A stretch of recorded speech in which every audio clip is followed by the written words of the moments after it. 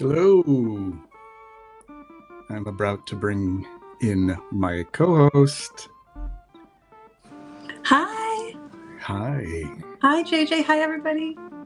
Hey. We haven't done this in a while. I know. How are It you? should be fun. I'm Yeah. good. I'm loving the springtime. Such a great time of year, especially for those of us who like nice smelling things. Absolutely. I've been seeing all your beautiful pictures of flowers and the outdoors on Instagram, and I'm like, oh, yes, time to be outside. That's excellent. Let's take a look at the chat here. Hello, Lindsay. Freewheeling chat. Yeah, this will be kind of a freewheeling chat. The loose subject of this is what's all the fuss right now in fragrance. Not just the actual fragrances, but any kind of fragrance conversation, what's going on in social media, what's going on in the industry. I'm sure, Rachel, you might have some things in mind that you've noticed or you would like to make some observations on.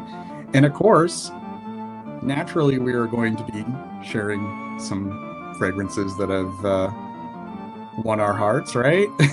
Absolutely. Always.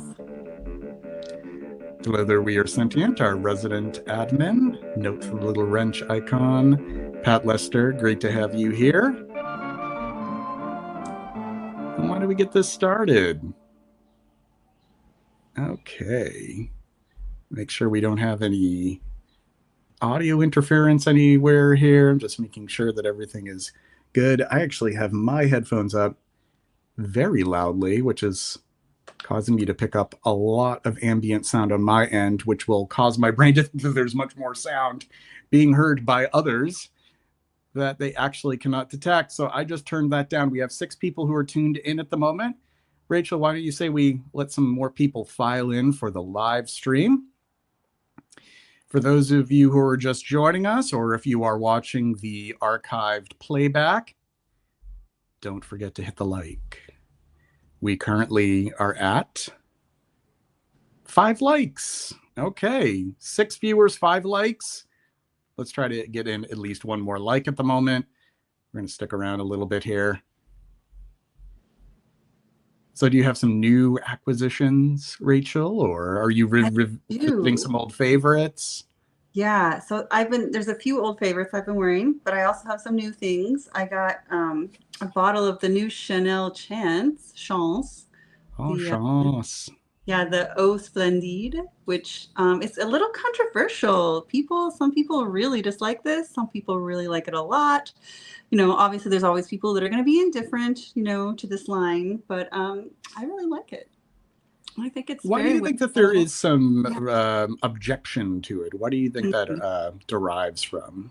Yeah, so, the Chance line is Chanel's very accessible line. It's kind of marketed towards America. It's marketed towards a younger, I think, demographic. And so, some people don't imagine America and they don't imagine, say teenagers or young 20s, people when they imagine Chanel. Some people have a very, more grand dame, old school chic, very untouchable or maybe even unrelatable kind of image when I think of the Chanel woman, right? And Chance I think is, like I said, super relatable, fun, flirtatious, girly, kind of, that American, like clean out of the shower vibe, which I just isn't necessarily the first thing you think of when you think of Chanel, right? And so I think some people just have a hard time kind of fitting that together when I, but of course, like, why not? It's a style of perfume that, they do really well. So I say, why not? Right. Why But I'm also not? American. So, I also happen to like that kind of fragrance that's, easy to wear in the summer when it's hot, it gets really hot where I am. So Right, right. yeah. I am sure that it is well made because it is Chanel after all, even despite of its approach and its style. And you Yes. do make a good point. There are a lot of people who seem to be huge fans of Chanel fragrances, but the Chance line is curiously omitted from their lineup of Chanel fragrances.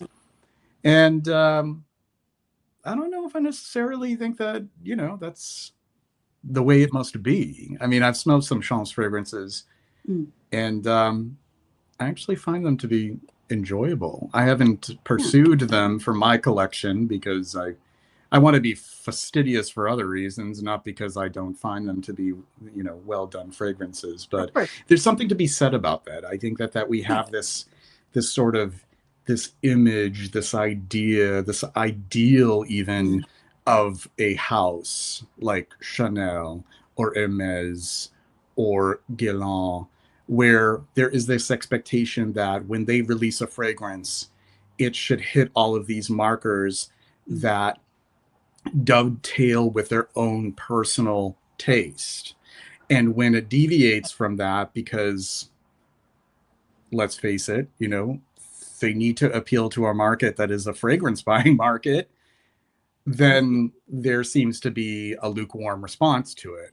And I think that's something to examine, right? It's I we can look at it as just like fragrance, that we have to wear. And it's one thing to say, well, I'm not going to buy it because I'm not going to wear it. But what about the appreciation of it for what it is? I don't know. If it's, I kind of like this. Lately, I've been all about the idea of deconstructing the idea of what makes a good fragrance. You know what I mean? Like looking at what constitutes a good fragrance and all of those heuristics that are involved in that. You know what I mean? Yes. And I think that Chance's line is a perfect example of that because if you're looking at mainstream fragrances, you could do a lot worse. Like it's like they're really well done. I'm Yes. trying to think of some of the other. Maybe it's the Allure line as well. The Mm. Allure line is sort of Yeah. similar in that respect. It was much more of like a crossover mainstream. Yes. And it's the same idea, Everybody talks about les exclusifs. Everybody talks about the classic releases. But then the more modern releases, there seems to be this rejection, this dismissal of it, of modern releases. And I don't know. I think that that's kind of Yeah. unfair. It's unfair to have that kind of dismissal. I But agree. People yeah, think they're not serious enough, but I mean, they do exactly what they set out to do. They're very well made. You don't have to wear a super complex, serious fragrance every day. In fact, a lot of times you don't want yeah, to because maybe it's too hot. Maybe the social situation you're going to, it doesn't fit right. right, And so there's yeah, something to be said for just a really well made, youthful, fresher. So, not that this is super fresh, but fresher, like simple, lighter fragrance. And I think it hits the mark quite well. And of course, there are other fragrances that do the same thing that cost less money, right? So, although true, it's true. not that expensive, right? So No, I mean absolutely compared to agree. buying, a bottle of Comet or Coromandel, right? Yeah, But yeah, like I said, it's really there's something to be said about leaning into more mainstream fragrance and finding an appreciation for it, even if you're not necessarily willing to wear it. yeah. I think that the arrogance of a lot of perfume connoisseurs has really grated on me lately because I've really thought about some of the so-called vintages that I've appreciated as of late, and they were the carefree and fun versions of fragrances in their time. Like if we're Mm. talking about fragrances in the 80s, like something like Cacharel Lulu, we're not exactly talking about like a very refined and, it's supposed to be this irreverent type of fragrance, right? And we can even look back decades before that, and there have been examples of that. Yeah. And also with my explorations with drugstore fragrances, have you know, developing a much deeper appreciation for drugstore fragrances um, has kind of changed that perspective for me as well. And that's what I find is that you know, drugstore fragrances seem to be, they either have a cult following, an unironic following, an ironic following, or they're just overlooked because Yes. they weren't high end. And Yeah. yeah, but I know Chanel is definitely high end, but this is high end mainstream, and high end Yeah. mainstream can be good. Yeah. Modern fragrance can be good. I shared this on my Substack. You know, this belief. I started writing about vintage fragrances, and the belief that older releases are inherently better does a disservice to what is out there in perfume today, like right now. I mean, I'm sure you and I would agree there's a lot of garbage to swim through, but for Yes. that garbage there's still dozens and dozens. I mean, I Mm. can't even keep track. That's one of the topics I want to talk about. Mm. I can't keep track of all of Yes. the interesting releases and Yes. new houses. Like, I can't keep track with this. I Yeah. can't. It can't even. You know, like, I don't even have time to sample them, but they all look really fascinating. Why don't we take a look at the chat here really quickly? We are sentient. Clean Mm. girl is very in. It is true. It is true. Clean girl, light, white musks, sort of like the feminine fougere. Mm. Callie's groom room. Wonderful to see you. Glad that you could join us. And We Are Sentient says, scent of the day was Enter the Void from Moth and Rabbit. It nails the film in a beautiful neon way, plus adds a human feel. But just spritzed on some Charlie for bedpost shower and a day of being a builder. How coincidental is that?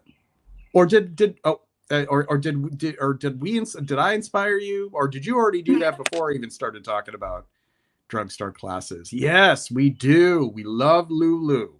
We love, like, Cacharel, man. Mm. Eden, that stuff is Fab. so futuristic too. So blurring the lines between what is natural and synthetic. Love it. Love it. Very well then. So you did it before. Okay, good, because you were on the same wavelength. All right. So what else Mm. has been Ooh. on your? So I brought out a handful of things. One thing that Yes. I'm loving. I'm actually on my second sample. I've gone through my Yeah. second sample, and I'm gonna get a bottle as soon as it becomes available. But it's sold out right now. And if you've heard of Okay. Scent Trunk, have you heard of this I scent? have. Yes. So this is one of their newest releases called Black Frankincense. And I'm just in love with it. Let me spray a little to remind myself what it smells like. Um, oh, it's so cool. It's such a unusual fragrance because it obviously has frankincense in it, Right. but it's really earthy, like earthy in a really unexpected way. Like it smells like Hmm. a wet riverbank, you know, and it almost like it has what is the Indian attar that kind of smells like wet soil? Oh, Miti Attar? Yeah, it almost smells like something approaching, not I exactly think, Miti, like, but yeah, Miti Attar. something something approaching that in this really beautiful way, like with and like petrichor almost. Fascinating. It's so amazing, and it's really because there's been a lot of frankincense fragrances have been popular recently, the past few years, and this one is so interesting. And it's really at least for me, it's so evocative, and it's so like I just can't stop sniffing it. And I just That's love the the way it best. smells. Like I love the way it smells on skin when you're out, like in the environment, when you're out in the world, especially, like mixing with the other scents that come in, like the green leaves, the wind. It's just Is it's it really by brilliant. Yeah. Dana El Masri? Yes. Yeah, exactly. I'm obsessed with it recently, and I can't wait to get a full bottle whenever it's available. Very nice. Mm. And I took a quick look at the listing online, and she uses holy basil, Tulsi. Very Mm. cool. Mm. And there's a chamomile accord, there's a salt accord. Um, it is piquing my interest as well.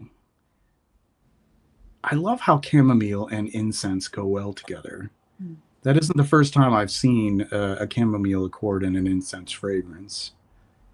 Oh, Very it might be cool. the first time I've seen it, so maybe that's why it's so bouleversant, so moving, or so fascinating and kinetic for me. It's so cool.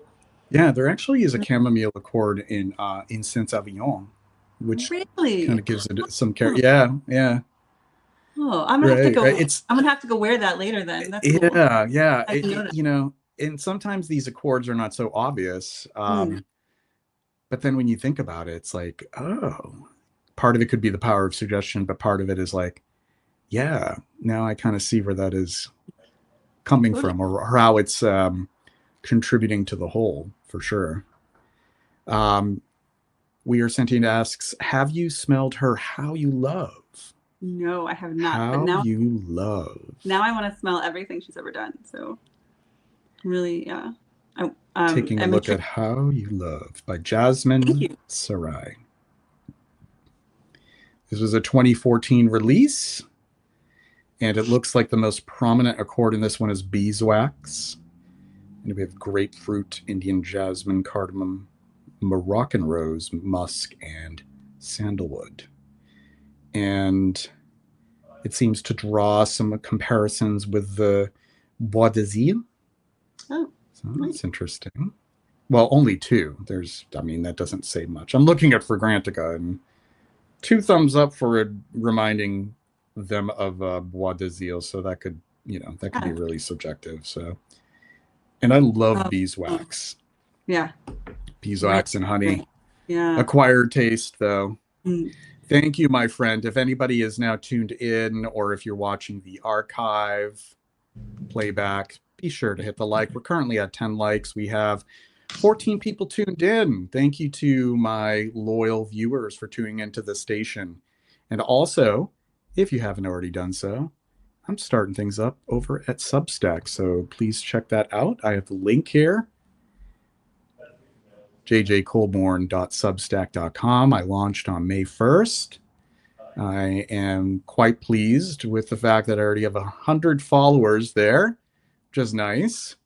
And I am dedicating more of my longer form writing, Mm. at least more long form than simply reviews that are shared on social media and different fragrance websites.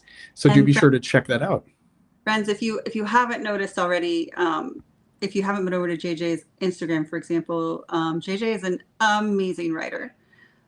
Really, someone I whose work I look up to in terms of what an eloquent and evocative writer he is, and how he's able to put, so it's hard to write about fragrance, right? It's hard to smell something and then put that experience into words. And JJ is amazing, so I would definitely recommend checking out his Substack for sure. I really Also, appreciate that. yeah, of course, and And also we are sentient too. Amazing writer. we are We have sentient as amazing well, writers of here. course. Yeah.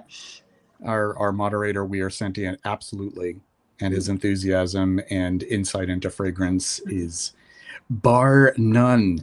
I do find it a challenge every time I sit down to write about a fragrance, and I do look forward to challenges. I try not to avoid challenges, but that being said, it can be challenging sometimes.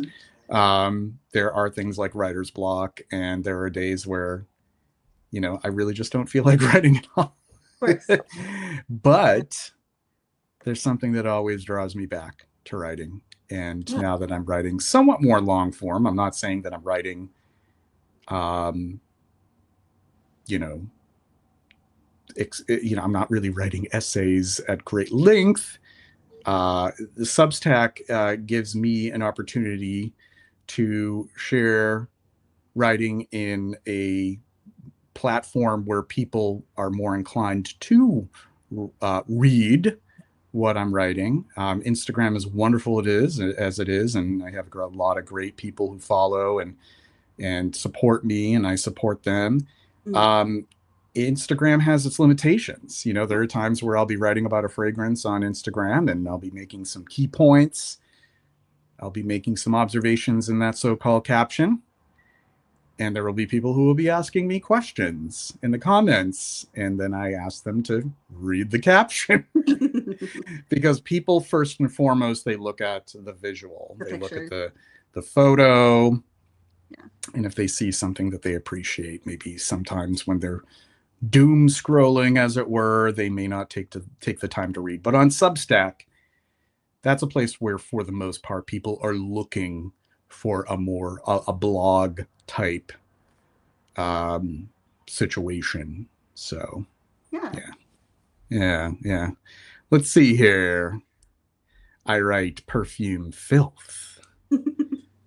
Wax honey jasmine. It feels warm and sexy and is Sade inspired. Oh, Really? now I need to smell it. Thank you. Thank you for that. Le blush. Yes, because we're showering you with flattering compliments rather. 11 people tuned Uh-huh. in. Thank you for tuning in here. So, yeah. So I think, Rachel, you and I probably will only be doing one more of these here because I'm migrating live content over to Substack. And then what I'm going to be doing is on YouTube, I'm going to be promoting the content on Substack. I'll do like snippets Oh, and nice. direct people over to Substack. So I'll still be doing videos here periodically, keeping the platform, keeping my channel active for occasional videos. But Well, yeah, we're friends, and so we're good no matter what happens with all this. And right, I'm right. happy to jump on, whenever. So no matter Yeah, what, we're well, good. we'll Yeah. we'll we'll do one more in July, and we'll Yeah. have like Cool. a good Okay. set of 4 of our live sessions Nice. on YouTube, and then after that, we'll see what we do Yeah. elsewhere on a Yeah. podcast that I'll be doing on Yeah. Substack. Nice. I might be doing live streams, but as far as I know right now, live streams there are more limitations. Mm. First off, on Really a lot of work. Substack, you can only do a live stream on your phone, so that you can't really set up a mic. You're at the mercy of being at your phone. But oh, we'll see about it. We'll see. So we are sending. You're the only person who's chatting in the chat. Come on, folks. There's 10 other people. Just say that you're here and mention your scent of the day or afternoon or evening. Love to hear. Let's see. What do I have here? Oh, so a newer acquisition. This is from yet another resurrected house called BNM. BNM.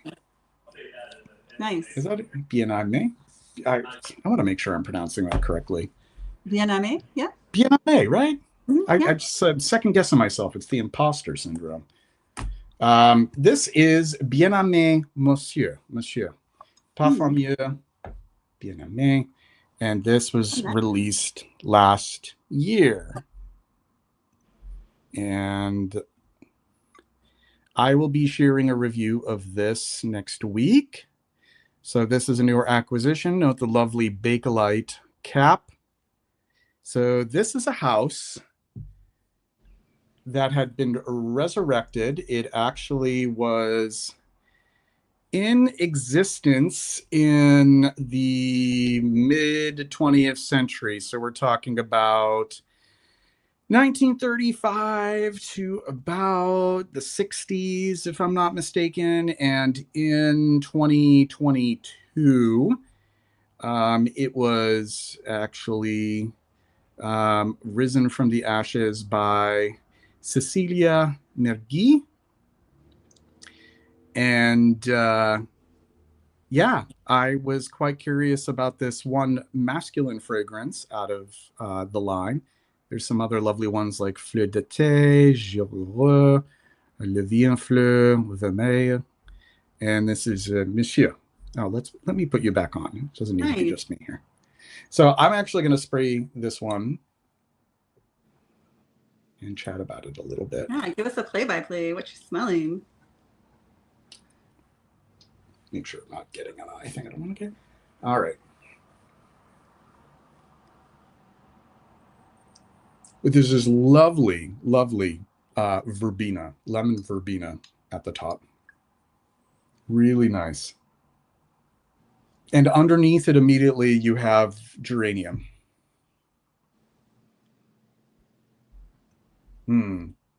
It smells like a sunny day.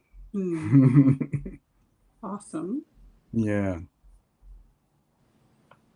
Yeah, this is verbena and geranium all the way. Right. And Sounds there's just lovely. such a beautiful simplicity to it. So lovely. Yeah, this is something that I would look forward to wearing in the warmer weather, which is just around the corner. Yeah, that sounds perfect for a warm day. And you said this is based in France, the house? Bien aimé. Mm. Yes, it is based in France. I can read the blurb here. When he created his eponymous brand in 1935, Robert Bien-Aimé was already a perfumer recognized by his peers for his innate talent and undeniable know-how. A chemist by trade, he was to prove himself one of the most gifted noses of his generation.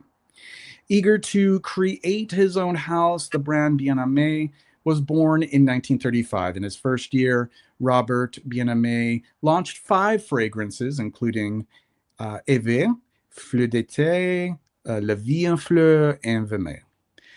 When Bien-Aimé died in 1960, the Bien-Aimé brand was mothballed for several decades before its rebirth in 2021 under the leadership of Cecilia Megui. Cool. So I've been curious about the vintages. I'm not sure if I'm going to be going hog wild looking for them because I'm really slowing down the collecting and just enjoying what I have. But hey, if I found something and it was a deal I just can't resist, why not? There's one that is called Gireux. That one looks beautiful, and that one was released in 1938.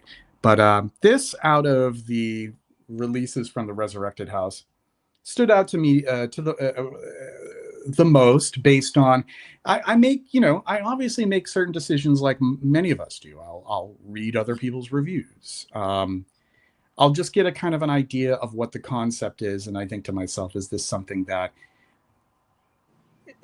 elicits an interest in me? And if it sounds great, but it's just not something that stands out as unique among so many things that I've already smelled, then time is limited. Time comes at a premium. So I really just get drawn to the ones that seem to have some sort of standout description. And for some reason, this one did. And you might ask, well, verbena and geranium, haven't there been plenty of fragrances? But there is just something about the fact that those two accords make up the core of this that I just found so enticing because I love both. Mm. And it's just beautiful. It's really beautiful. Verbena, for those who aren't aware, the natural verbena oil can only be used in very small quantities. There is restricted. So if a verbena accord is made really well done without it verging on the smell of like lemongrass or citronella, which can happen sometimes, then that pleases me. Because sometimes a fragrance that claims to have a verbena accord often veers into that direction, and this one just smells like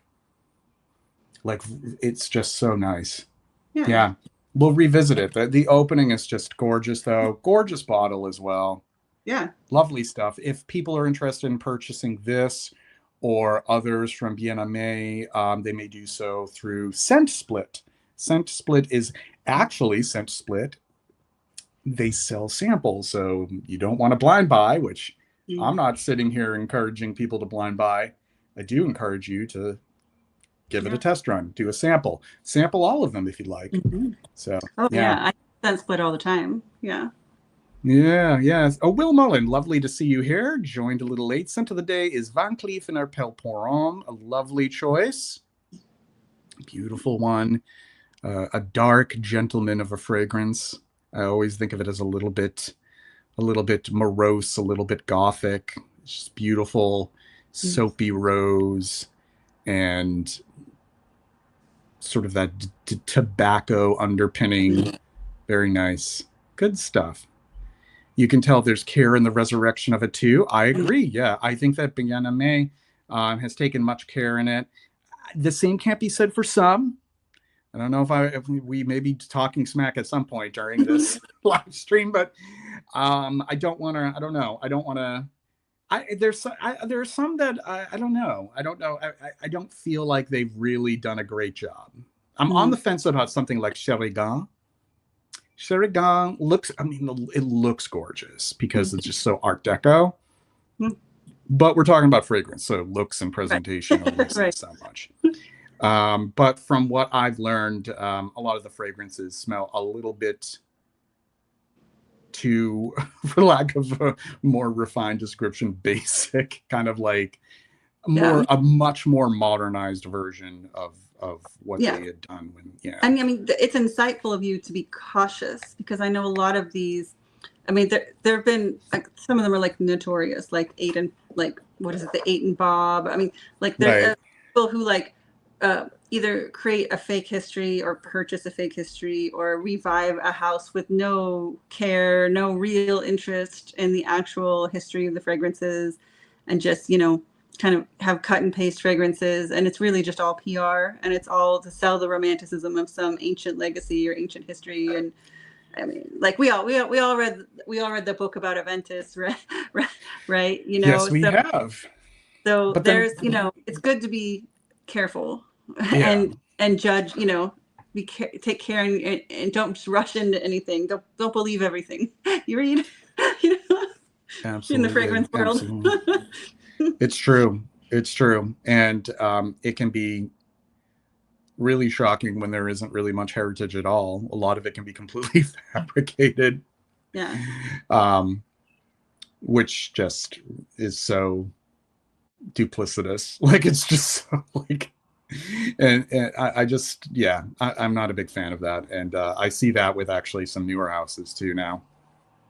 Yeah, I mean, it's like a slippery slope, right? Because there's the notes, right, which are on the I mean, it's so hard because there's the notes that are on the fragrance bottle, and then there's the actual ingredients, and a lot of time it is about perception and construction, and that can be fairly done and intelligently done, but it slips into fantasy pretty easily. It's a slippery slope, so we always have to be careful with intention and integrity, and it's complicated. It's super complicated. There's so much that you could unpack with that kind of stuff. Great to have you tuned in, Varanus Rederi, our friend Derek. Yay! Hi. Smack talking. Yeah, I'll do most of this. Leave it to me for the smack time. I'm not going to force Rachel to do any I don't do a tea lot. or any dishing it out. I'll do all of it. I'm good. I'm good about that. De Profundis. Very nice. Filippo Morelli, thank you. Glad to see you here. We have 15 people tuned Awesome. in. I appreciate each and every one of you for tuning into the live broadcast.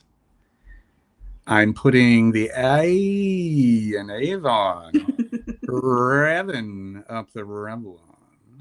Nice. Jonky sent lovely to see you too. Your scent of the day is Alabi.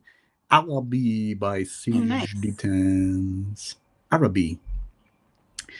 Coffee. Vanver's new Oh, horror iteration. yeah.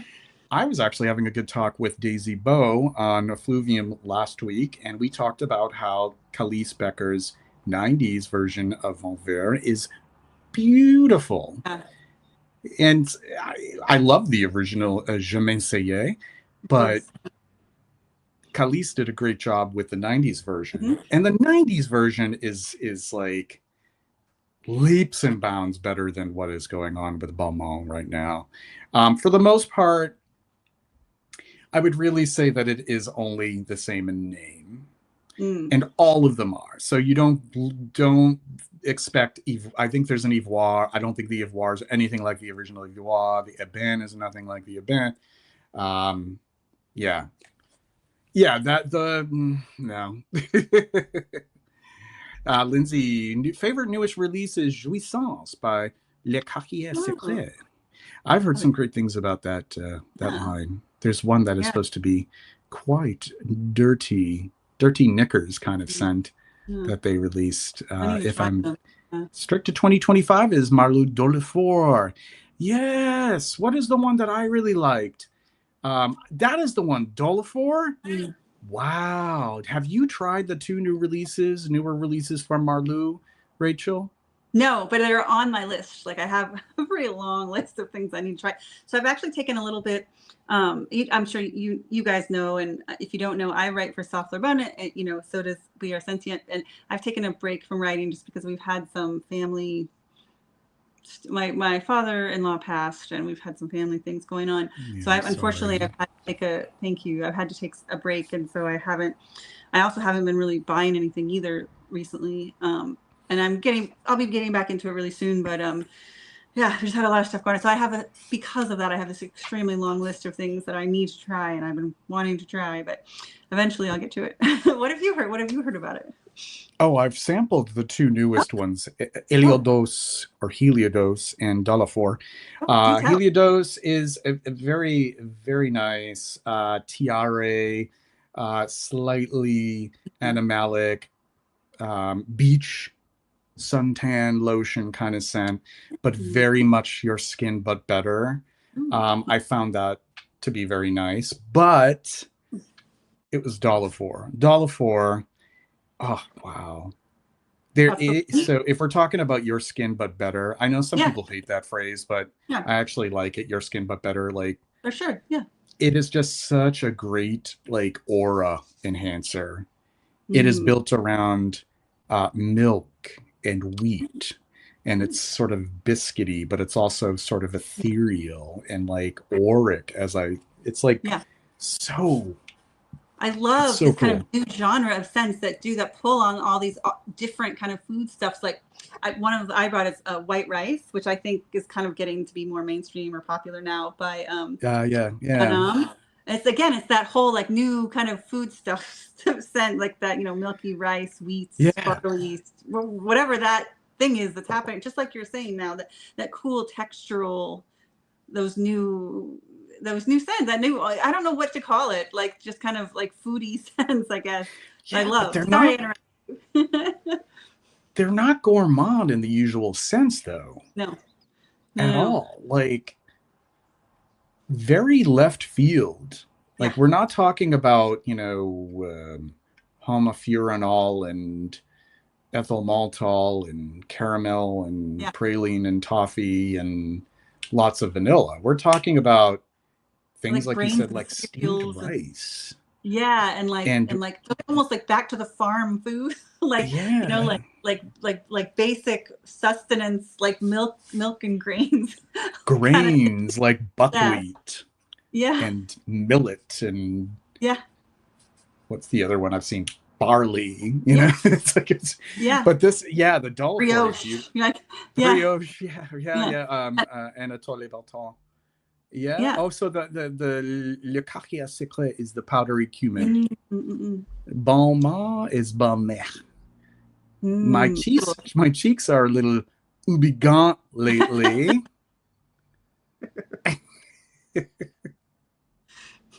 What else have we got here? Inspired by the writings of. Oh yeah. Okay. Oh, okay, that makes sense. Yeah, yeah. Le Bagdo. Nice, nice. Marlou and Me was a sad movie. The dry down, low down are shoving food into my our shoving out shoving food into my talk hole, but just wanted to check in. Lovely to Idiot. have you drop in, my friend. Aura enhancer, yes.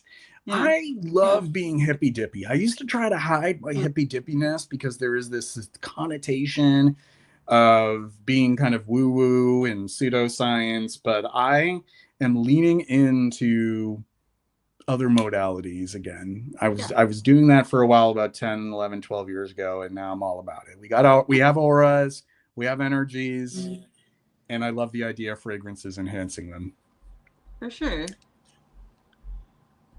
So let's see. So Monsieur Bien-Aimé, do you want to sort of ping pong back and Sure. forth? Yeah, I All have a right. couple. Let's do it just like we Sure. always do. Well, So I have this little pair that I've been going back and forth that are new buys for me, even though only one of them is like a new-ish scent. Two little guirlands, some springtime guirlands that I've been wearing because they're florals.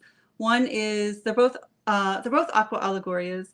One is Flora Bloom Forte, and this is the new one. It's Flora Bloom is the same scent, but it's Forte, so it's stronger, right? And it's just a really beautiful floral bouquet. You got a lot of white florals, jasmine, rose. Just nice fresh floral. This one, the Flora Selvaggia, this is the one that's more like hyacinth, early spring, those early spring blossoms like green mm, hyacinth, bluebell, like kind of that vibe, right? mm. Um, Cottage and so the garden. yeah, yeah, like get a little dewy, a little early. Like this one will be very, very early, dewy morning hyacinth, like much lighter greeny spring, and then this one is like full bloom garden. And so I've been going back and forth between these two, which is lately. And I've been going through a Guerlain phase actually. like Nice. I've been buying some of their gourmand, like the classic gourmands, the what is it, spirituous vanille, double vanille, Spiritus whatever. double vanille. Yeah, I got that one too, and the chocolate one. Like I've been going through a little Guerlain thing. Probably just comfort. I need some comfort. Oh yeah. Yeah, Who could blame you? I would need some comfort too. I do need comfort. we all do. Christy, lovely to have you tuning in. Thank you. And Fernando, some old friends. Glad to see some of you here. It's been a while. Hmm. Thank you. Thank you for encouraging people to hit the like button. Let's see how many likes we have so far. We have 16 and we have 22 people tuned in. So let's try to at least get 22 to match the amount of people who are currently tuned in. Push that shiny button. You said it. You said it. And also, I'm still doing this, believe it or not. Still have Buy Me a Coffee, but I only will for 2 more live streams. Then you can buy me a coffee over at Substack. Buy Me a Coffee, 12 cups gets you a 4-bottle grab bag plus a sample pack. 6 cups equals just a sample pack. US only, please. That is US shipping only, please. And the link is pinned in the chat. And ABBA wrote a song about you, Fernando Soto. I'm sure that isn't the first time he has heard that. Let's see. What else? Oh, I will be sharing an official review tomorrow on Instagram. It's already been posted to Base Notes and to Instagram. This is my bottle of Programme On Nice. from I've Lancôme. never even heard of that. Yeah, released in 1987. Note that it is the same bottle as Sagamore. Curiously enough, there's a theory behind that Derek actually has, because Sagamore wasn't exactly a commercial success. They just replaced it with the program bottle. Derek, that's so smart. Oh my gosh. It Huh. makes sense. This was actually part of a skincare line Hmm. that was sold by Lancôme. But the thing about Lancôme is they chose to sell this at their general skincare and fragrance counter, which was predominantly women's products. So the Interesting. problem is most men would not even really be aware of it, because Uh, they generally don't approach that counter right. unless there is the off chance that they may be buying something for their Yeah. family member, significant other, you fill in the blank. Yeah. So this is a really nice sort of fougere Chypre hybrid, which um, is built around this really, once again, geranium. Can't get enough geranium. There's a lot of geranium in this. There's a caraway, a basil. It's very Mediterranean, very dry, mossy. Um, there's some castoreum in the dry down too. But it's just really round. It is not like one of those,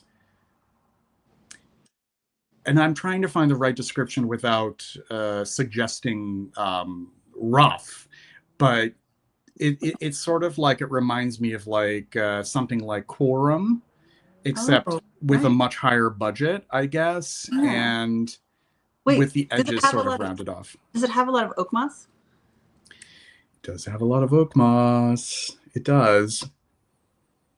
And it just smells like a sunny day, like low-lying vegetation. Now I want to try it. That sounds amazing. It's really pretty stuff. Hmm. But I got this for a really good deal. Like, this is not something where it was like an impulse purchase, like, oh, $400 for a Oh, bottle? Why yeah, not? yeah, yeah, yeah. It came up because I had a search on Program Om since 2020. Oh, damn. And every time it would come up Yeah, for sale on Mercari, it would be like 300, $400. yeah. And this one came up for 70. It's a Oh, partial, it's like 3/4 full, and it was $70. uh, So I figured, you know deal. what? That seems like a good deal. And it's Yeah. very lovely stuff. So I will be sharing my official Uh, review, much of which will comprise of what I just said yeah. now. But So that's another JJ, little. so I'm so sorry to interrupt. That is living proof that patience pays off. Seriously. Absolutely. Either patience pays off, or we just decide I'm never going to buy it because it's never going to be for the price that I want to pay for it. That's how you do it. So we have Derek saying Program On was sold as a full solution for men, a la Clinique for men, like Lauder had. Except the difference is I think Clinique at one point eventually had the wherewithal to have that adjacent to the fragrance counter, whereas Program On didn't have that privilege, if I'm not mistaken, because as long as I know Clinique for men, you could purchase Clinique for men in like sort of like a adjacent counter or adjacent display rather to the other men's grooming products. Fernando, I've only listened to the English and Spanish versions. Lancome completely whiffed on advertising it, and the Lancome ladies were all commissioned salespeople, so they didn't bother pushing it to a passerby at the Macy's because it was a hard sale. It was much easier to push the usual Climat Magie Noir. Mm. And then if you wanted Toffik Lancome, I think that would just have been at the men's counter. Interesting. Yeah. My little sample. Hi, guys. Happy to catch the live stream. Hello back to you. Curious, what comfort scents do you like? Oh, let's do that in a second. I'm going to finish reading some of these comments and we'll get back to that. Emily, lovely to see you. Better late than never. And then if you wanted to catch whatever you missed, you could just watch the beginning at the end. Thank you so much, my friend, for hitting the like. So it had been at the men's fragrance counter instead. If it had been like the usual pose and such, probably a different story entirely. Probably would have stuck around more than 6 or 7 years. It didn't really last very long in the market. But it lasted longer than Sagamore. But I love Sagamore as well. Sagamore is a 1985 fragrance that smells like it was released in 1967. All right. Okay, we're going to get back to this lovely question that we have from my little sample. What comfort scents do you like? Why don't we hand that off to you first, Rachel, while I think of some of my own choices. Yeah. So I actually have one with me. And it's perfect. It's a spring summer comfort scent that I think this is maybe like my third bottle of this brilliant, amazing, in my mind, top 10 forever fragrance, which is Saskia by Grandiflora, right? And it's this, I think, Australian or maybe New Zealand. I don't know. I don't remember, but somewhere in Oceania, right? I think Australian brand who it's a fragrance brand run by a woman who owns a really fancy floral shop. And so she is really particular about her perfumers, her fragrances, that they smell like real flowers. And she really knows her stuff. Because she runs she's a florist. She owns this really high-end flower shop, And I think this one is by Christophe Laudemiel, but it really smells. Oh my gosh, this is just, oh my God, it's so amazing. It smells like walking into a floral, like it smells like walking into the best, most amazing high-end florist that's just just flooding with beautiful white florals, perfectly in bloom, like right, end of spring, beginning of summer when, oh my I am gosh, liking the sound of that. it's like these, and there's only like, I think 5 fragrances in the line, and some of them are made by the most spectacular noses, and they're all made by the most, some of them, a handful of the most spectacular noses in the world. And they're all, I mean, I think they're all top 20, I think, for me at least, fragrances of all time. And they're all florals. And this probably is oh yeah, and her name is Saskia, the woman who owns the brand and the floral Yeah, shop. because there's also a fragrance named after her. Yeah, it's this one, Saskia. Yeah. Oh, Saskia. Yeah, sorry. A derp. Like I didn't catch the sorry, name I of might it. not have said it. I might not have said it, but No, yeah, it's that's totally Christophe. my spacing out and not realizing this is the very fragrance you're talking about. Derp. Sorry about that. No, and that's right. Jay's right. Yeah, it's Christophe and Hugo together, and oh God, I can send you some if you want to try it. They're just, in fact, I would encourage anyone to get the sample set of this line. They're just, if you like florals though, if you're not really into white florals, then maybe skip it. But if you like white florals, these are probably some of the best ever made, and they're still like high quality. Like, sometimes you can find a great white floral, but then over time the quality, because of, for lots of reasons, quality can decline over time because the brand wants to make money, or materials get axed, etc. But the quality just so high, doesn't change. It's so excellent, and yeah, I would just really recommend, if you like florals, these are some of the best of all time ever made. Wow, this just, I really don't have words. I'm sorry. And so for me, it's a comfort sense, right? Because I love white florals. It always makes me feel like, yes, there's beauty in the world. Yes, there's great art in the world. Yes, it just makes me smile. Yeah. It's about beauty. Mm. It isn't always about, other things. I don't want to go there. Sometimes it's just about beauty.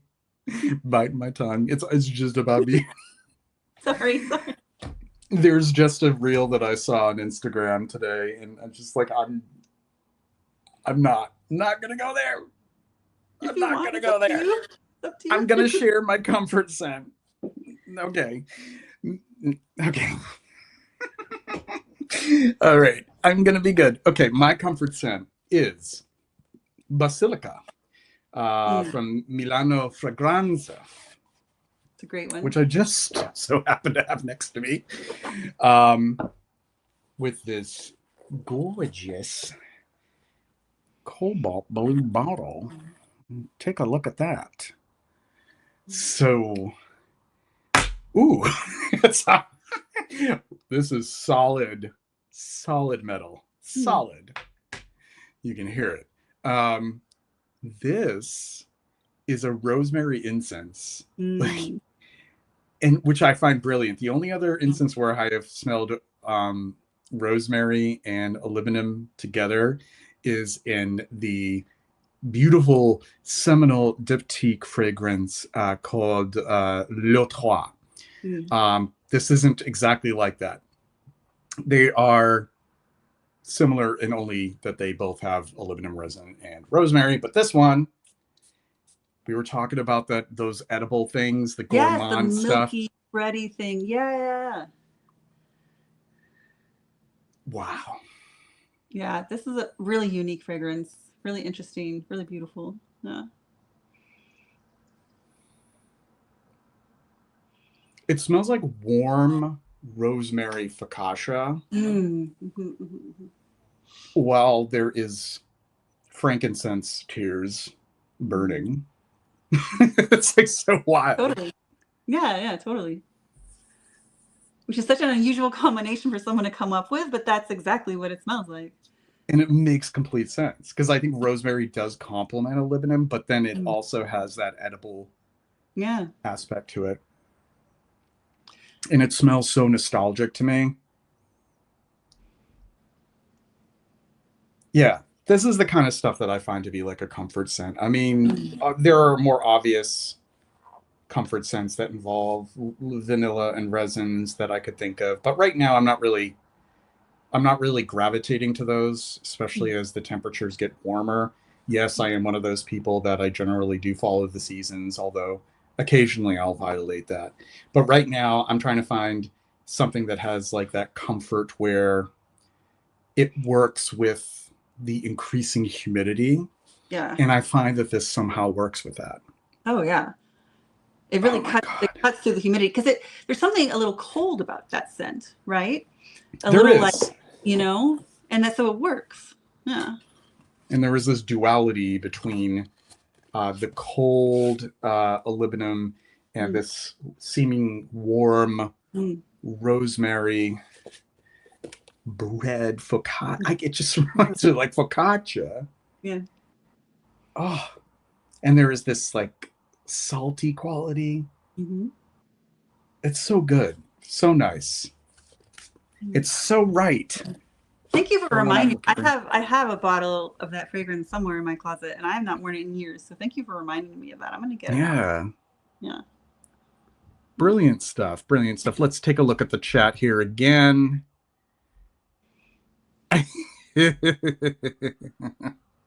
How do you just know? How do you know? How did you just know about that? I didn't even say anything, and you just knew. That's just like it's almost like telekinetic, dude. You just know. It's about the compliments. Yes, about the compliments, but it's also about beauty. My favorite couple. Hello to you. You're going to be with me soon, Alex. Oh, so Alex, nice to see you. He's going to be with me. He was the one who started Effluvium on YouTube with me with the first episode, and he will be there for the final episode. Well, we all have to tune in to see the two of you, of course. The final Effluvium. Does it go out with a bang or with a whimper? Doesn't matter as long as I have my good people tuned in or whoever. It'll be great. It'll be great. The two of you are amazing, so it'll be wonderful. We'll be there. It doesn't matter to me how many people are tuned in live as long as a lot of people watch it on the playback. No, seriously, though, yeah, that's going to be on June 10th. And Basilica is lovely, very creative scent. Yeah, it is. It sure is. Hi, Nathaniel. Great that you could drop by. I'm sorry that you can't stay, but just be sure to check out the playback. Oh, you shared your scents of the day. Scents of the day. Oh, nice. Eau de Mez, Terre de Mez au Givray, Les Indémodables Escale in Haiti. I love Escale. All great. Ooh. It's a celebration where you are. How does that happen? This has happened before where there's like fireworks behind you. I don't know if it's just something I say or no idea. Maybe they just also love Escale en Haiti because it's such a great fragrance. Because it happened at that exact time. I have no idea what reel anyone is talking about. It's on Instagram. I'm biting my lip. No, I'm not going to talk about it. Yes, we need to know Rach and JJ's panty droppers. So that was some comfort. Oh my God. Do we have comfort scents that also drop the drawers too?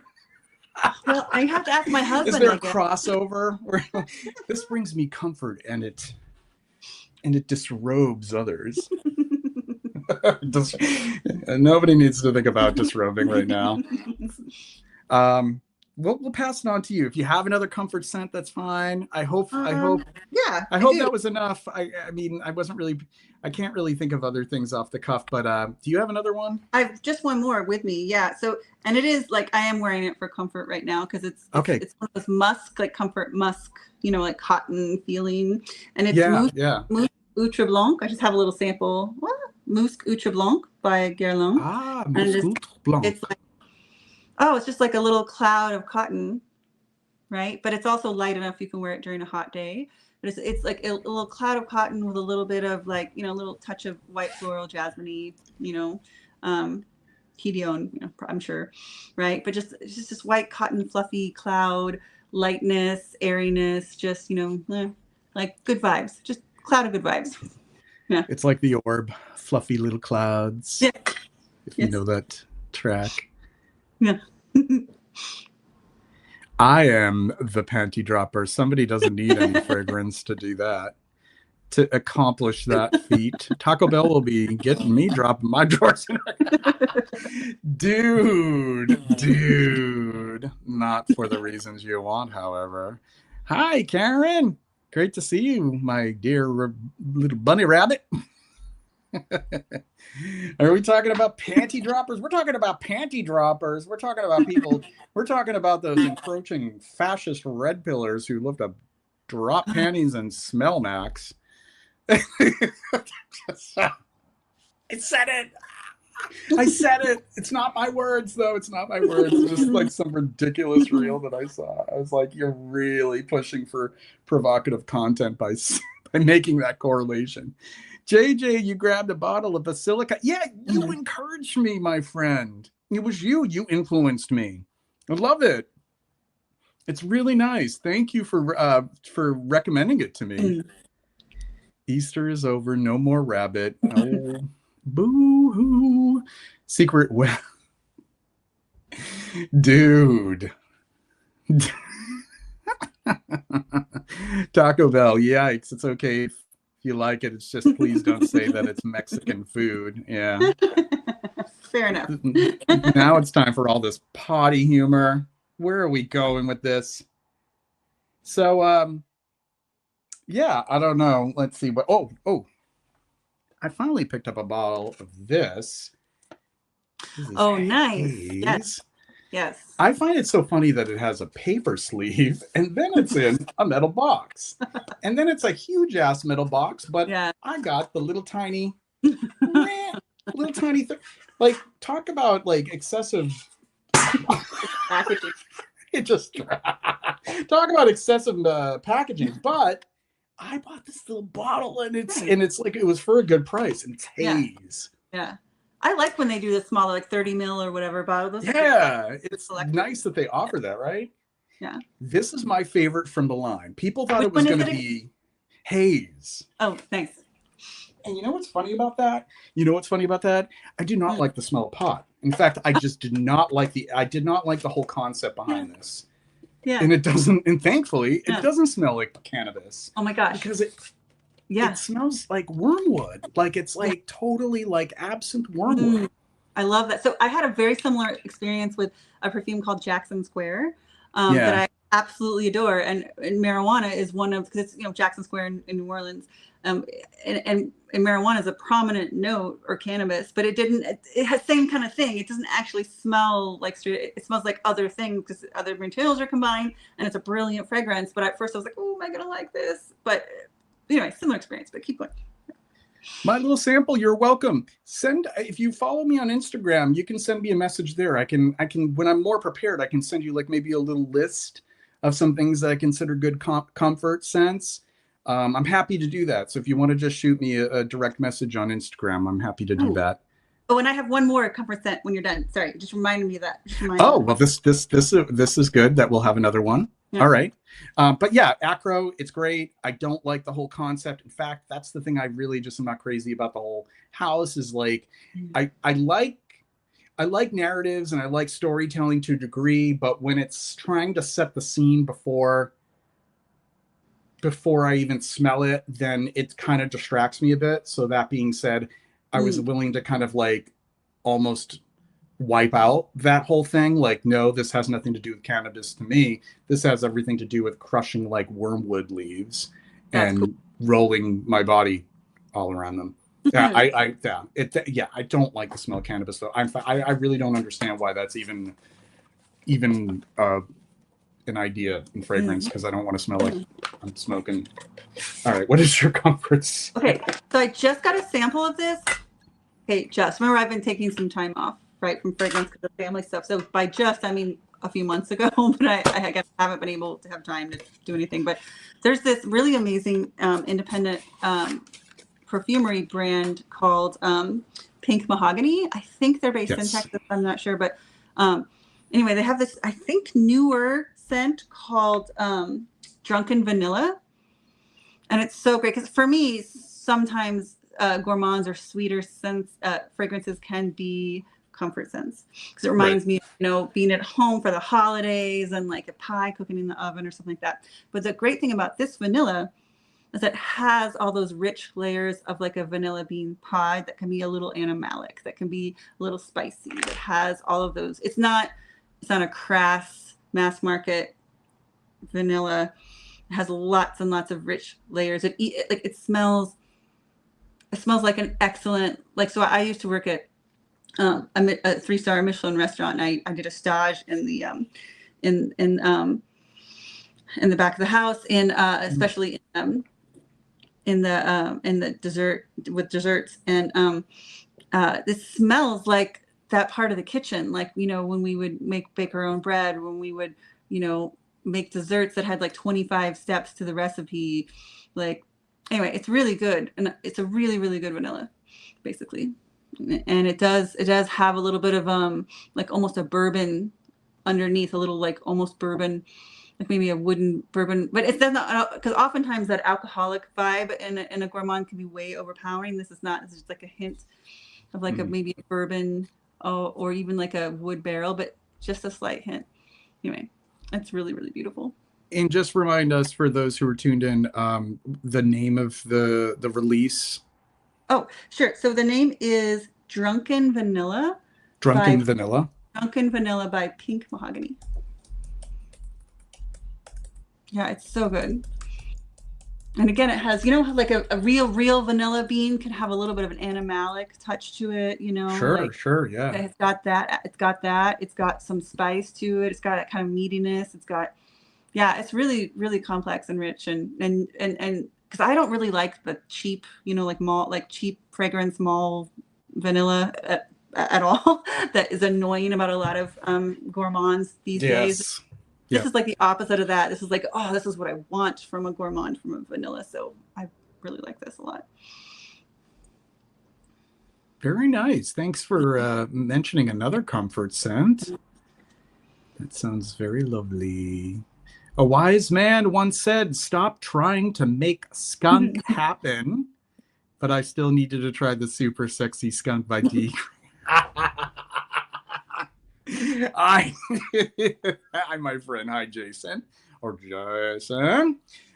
Yes, I have a tough time with the idea that skunk could smell good in a fragrance. I'm sorry, because I know how potent it is.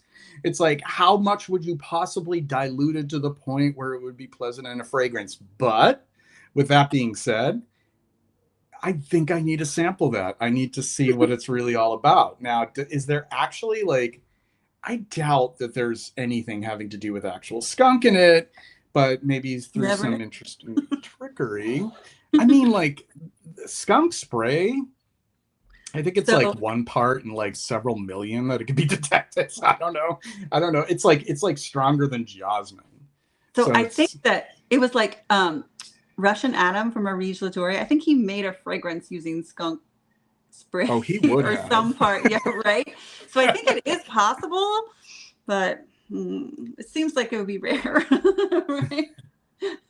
I'll try it though. Hey, if Jason, if you want to send me a sample, I'll send you. We could do a sample trade, and I can give my feedback on it. I'm trying not to. I have learned Oh, to back off from sharing public reviews from smaller houses, because I know that apparently at this point, and I'm not trying to sound like I'm some big deal or anything, but I still kind of feel kind of bad if like I give a negative yeah. review, but I can give No, my personal private thoughts on it. actually, no, that's important. I mean, your words matter. What you say They matters, and do. people know that you know a lot. You're an expert. Your words matter. But I actually wanted to ask you about that because you did some reviewing for the IAO awards, right? I did, yes. And Can I you actually, can you tell us about that a little? I'm curious how it the went. only thing that I can say right now is Mhm. that I was chosen to judge the Newcomers Award.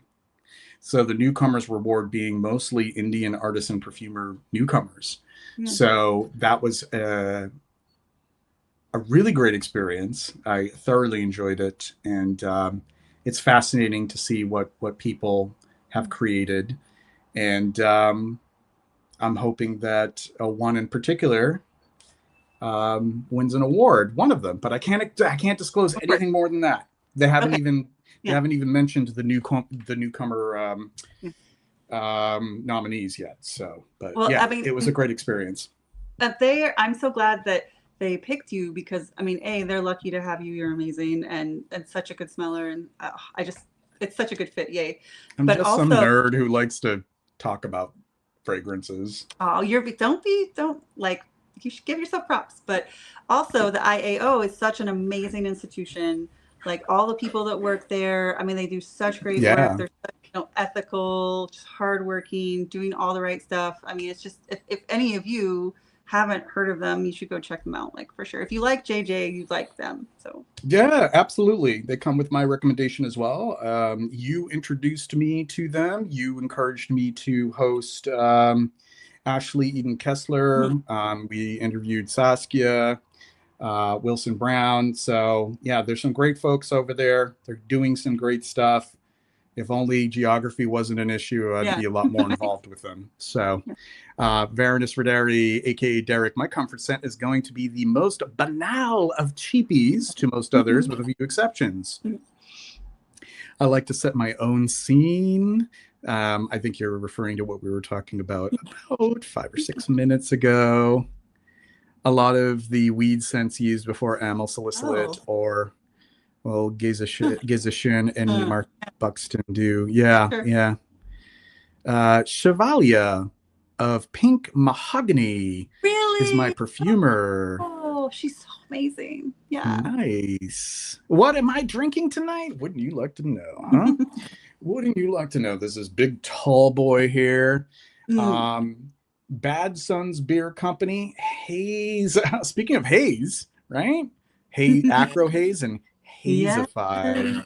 There you go. And I like the trap. This is an Imperial IPA. Mm. That's one of my favorite types of beer, and I love that they make it prominent what the Mm. alcohol by volume is. Classy stuff, right? Mm. Yeah, I picked this up for $4 at my local package store across the Excellent. street.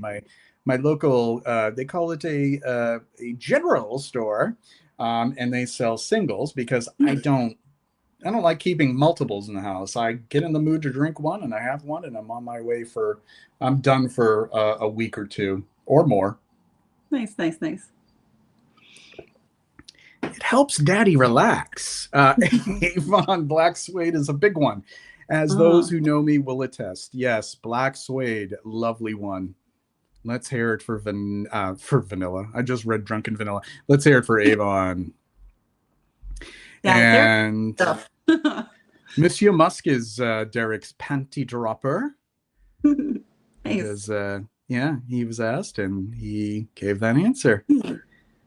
And wait, what song were we? Oh, you, Nathan, you're referring to "Fluffy Little Clouds" when I was mentioning that one, or was it another? Because I'm often referring to different songs without even thinking about it.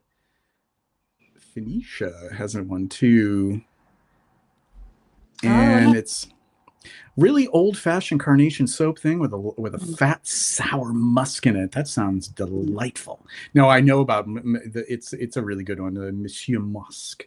I also have the original Monsieur, which is sort of the predecessor, sort of similar but not quite as musky. Animalis and something else, possibly Tonquitone, very of its time.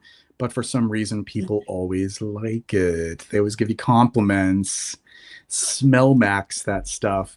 Monsieur Musk is the polar opposite of a modern panty dropper, nearly antithetical. Yet when I wear it, I somehow get compliments. We have 30 people tuned on. Thank you very much for everybody who is tuned in live to our live discussion. Alex says, my comfort scent is always something that reminds me of a great time. Can be Atkinson's Rockford, Van Cleef and Arpels Tsar, Azzaro, Eau de Nice. Rochas. Very nice choices. Mm. Very lovely. What do I have here to share with you folks next? Oh, so I opted to get not as deep vintage, but kind of vintage. This is Nuit de Noël Estray. Ooh, So it's nice. not in the beautiful green box, but that's fine. This is the box that was used in the 90s, 2000s. But here's my bottle of Nuit de Noël. So I'll Oh, be sharing my thoughts on this yeah. pretty soon. A lovely little bottle, the same design as it had been. Very cool. So I haven't even opened it yet. So I can't really tell you anything that this is going to be sort of a setting it aside and spending some quality time with Yeah, it. But I picked that up recently. for sure. So Nuit de Noël Estray.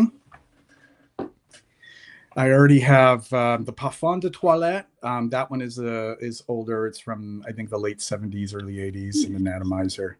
So Christy says, I think when you make movements with your hands, Rachel, your phone gives you a thumbs up, a Oh, heart, or fireworks, depending upon what you do.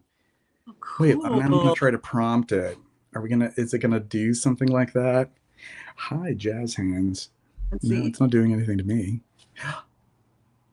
Wait, Oh, it it's got doesn't work for something. me. I Do I have have an to put iPhone. I have iPhone 14 Pro or something like that. so it's from your phone and I'm just doing mine. Oh, okay, I see what's going on here. Ah. So yeah, it's probably my iPhone. Yeah, that's cool. If you do two thumbs down, it makes a rain cloud. Oh, look at that. Oh, that's cool. I love it. Two peace signs makes lasers. Or confetti. Very nice. And then make a heart.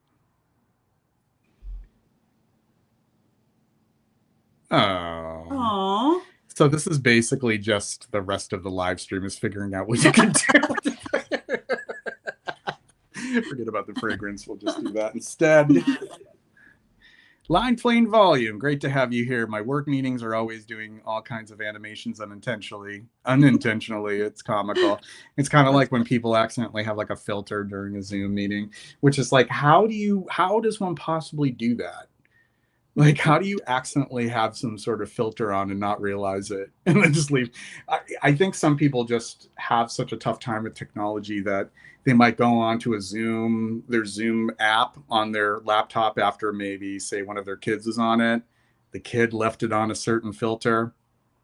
They can't take it off of that filter, I guess. Back to perfume. Back to our program, our regularly scheduled programming, right? Oh, so you have to do kind of like this for the mm. lasers.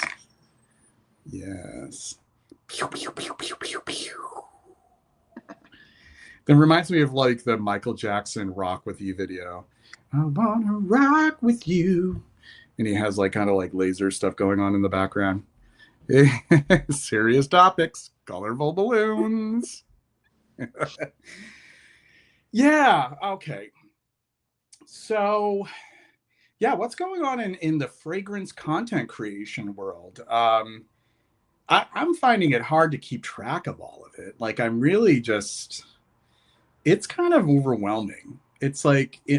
I'm feeling kind of inundated at this point. There's a lot of stuff being thrown at you, and I just can't keep track of all of it. I just can't. Um, in this attention economy, where everybody is vying for your likes and your engagement and everything, there seems to be all these different ways and means of getting attention. And I'm even finding that I'm doing what I can to gain engagement. And Mm. there's a part of me that almost feels like I'm being another cog in this machine by doing that. Mm. And that's why I've really thought about, like, if I'm going to do content, I really want the content to have a certain integrity so it doesn't come Mm. off as content for Yes. the sake of gaining engagement beyond anything else. Because sometimes people can tell.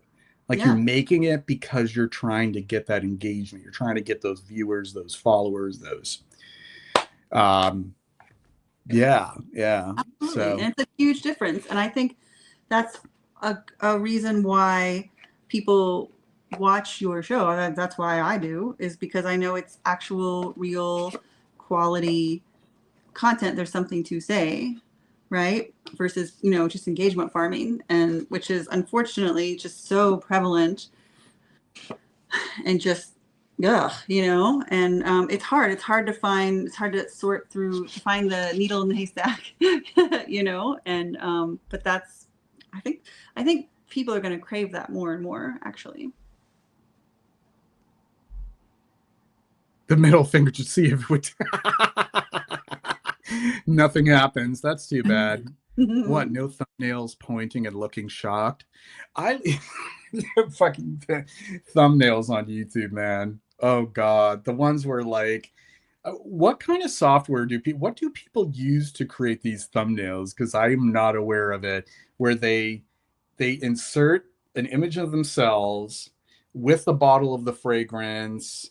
Yeah. Yeah, and I like the one where it's like kind of like they're over in the corner and Yeah. they're kind of like get a load of Yeah. this guy here, and it's Yeah. like the bottle of fragrance. Like, what is that all about? Like, what?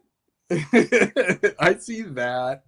Um, and this desperate quest to get viewers, what you have to do is attract people with pretty shiny things and outrageous, exaggerated claims for people to hit your, to view your video. Photoshop or Canva, huh? I have I a should do a compilation of some of the worst ones. And That was and really funny, and we could we could make fun of them. But I actually have a question for you, if you don't mind, yeah, of JJ. course. And for anyone, if anyone wants to answer this for me, I'd be so grateful. I want to make two things: a playlist of songs and a spray list, right? I've been really sad lately. I'm still sad just because I shared Yeah. why we've had people pass away. One of my students, Yeah. even, like, it's just been a lot lately. So if you guys can help me with a suggestion of a song, like a happy song, like a motivational song, to help me, get motivated, brighten my mood, focus, and then a fragrance that you think would do the same thing, like a happy fragrance. Um, Actually, the BNMA fragrance you talked about earlier sounds like potentially one of those. And the Like, way it's drying down now, uh, yeah, it's really nice. It's really pretty stuff. I would love some happy songs, happy sprays. If anyone has any ideas, and if you don't, it's no worries. It's all good. But I would love to write a few down. Yeah. What are some happy songs? I should open up my actually I'll open up my thingamajig, my Spotify. We'll see what I have for happy songs that I've been Happy listening to plays, lately. happy sprays. Let's see. I have my everybody get your Spotify's or your iTunes open or your look through your vinyl or your 8-track library and tell us what some of your happy songs are. I've been listening to a lot of instrumentals actually. Mm. Um, so I'll try to find actual songs. Um, ooh, of course, there are all these sad songs. I know, right? When I look through my playlist, they're all either like very experimental, intellectual, or they're actually pretty moody, sad. And I didn't realize that's kind of what I gravitate towards. And now I'm like, Yeah, where are like just the happy, carefree song? Like, I need some of those. right, right. Oh, listen to some Al Jarreau. Okay, nice. Nice. Al Jarreau, his album This Time. I've been listening to his album This Time. I've been listening to the album Jarreau from 1983. Anybody a fan of Al Jarreau? That would be my Um, suggestion. like, that's a good suggestion. Yeah, I mean, I vaguely am aware of Al Jarreau, and I'm sure I once I play some of these songs, I'm like, oh yeah. But I have deep knowledge, so now I'm excited to go and put some Al Jarreau on the playlist. Isabel Antenna. There's an album of hers from 1986 called En Cavale. En Cavale, Encavale by Isabel Antenna. I should just send you like a long list. Oh, I owe people a lot of lists of things. That would be a good one. Yeah, I'd say so.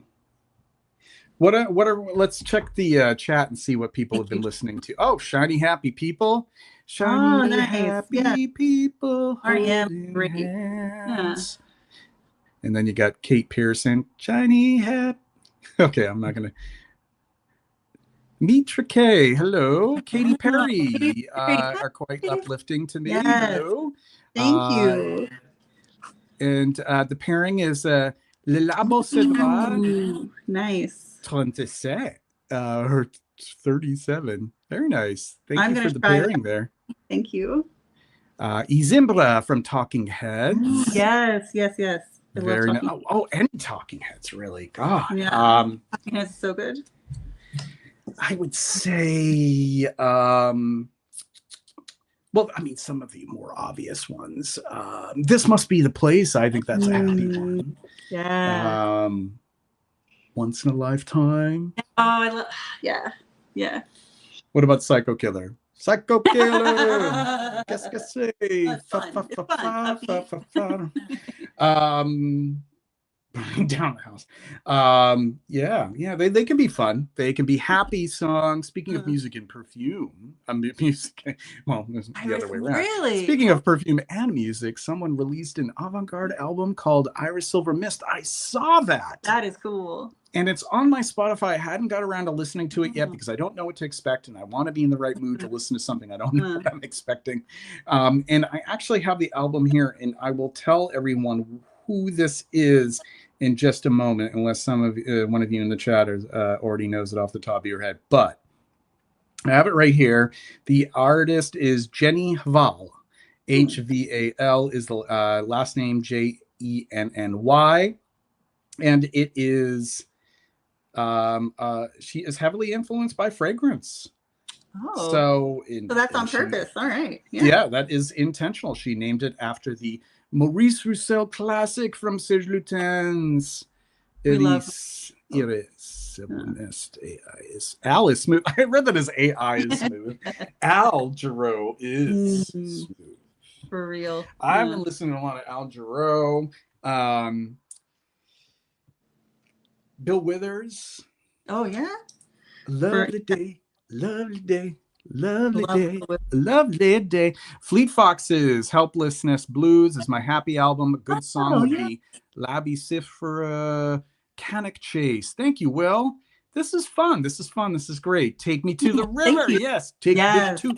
Wait, because you could also listen to the Al Green version and to Talking Heads.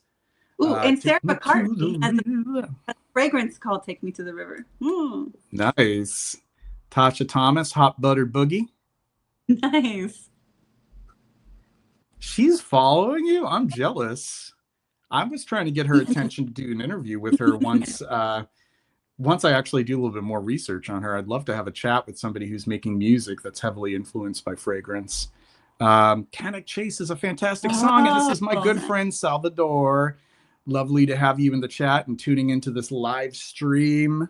Thank you, guys. I'm writing all these down. Thank you so much. While I'm enjoying my Basilica. Oh, new fragrances. If people want me to go back to fragrances for a little bit, L'Entropiste, the Bernard Duchaufour brand, Semence Douce. This is a tulip and almond milk fragrance, according to them. What is tulip smell?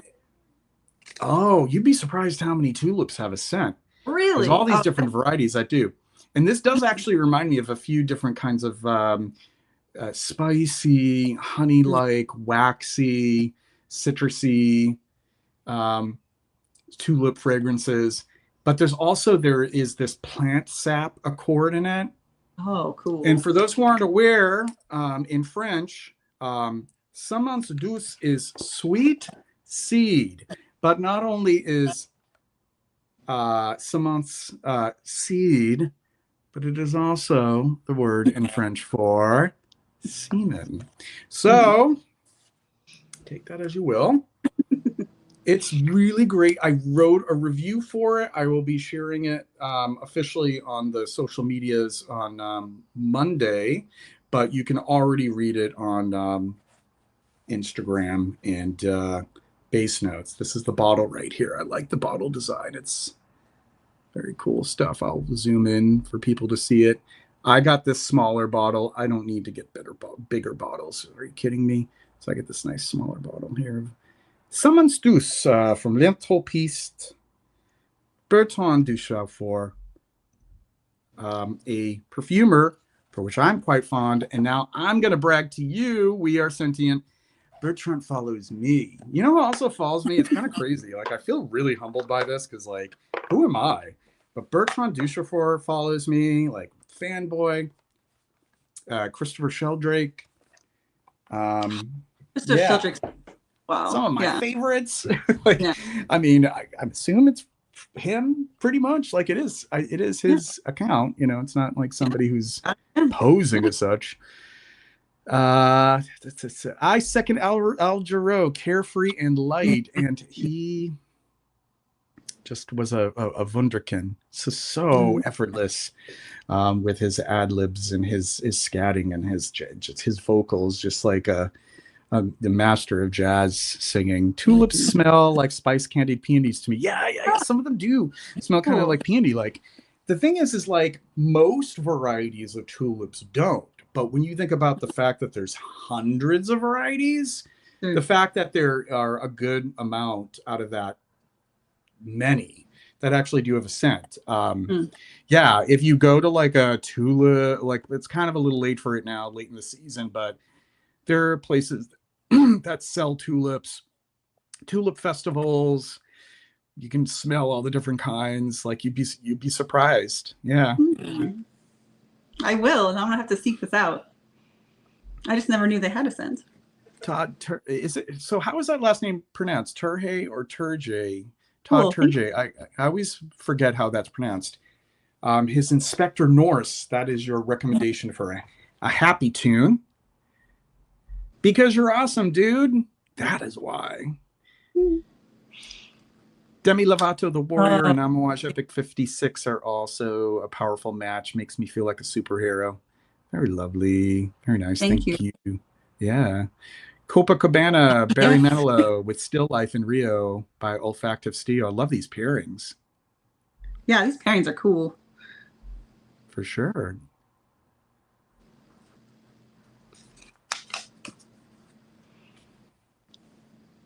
Just smelling what I have on here. Two very different fragrances here, the Monsieur Bien-Aimé and the Basilica. We Are Sentient. Didn't you do that amazing article about a fragrance playlist? I think that was you. It was amazing. If that was you that wrote that, it was really cool. I wouldn't be surprised because he has really great taste in music, for sure. It was like pairing. It was kind of what we're doing now. It was like pairing music with fragrance, which is just fun. Whoa. See, that's surprising. Whoa. You know, some tulips do have, I mean, that's kind of like certain hyacinths. Like, if you're in a certain space that's kind of small and you have hyacinths, they will certainly gas you out. Wow. Oh. Here is a newer acquisition, a newer Molyneux edition. This is Initiation. Initiation Eau de Parfum. Cool. And this was released in 1990. It's a nice little bottle here. It's cute.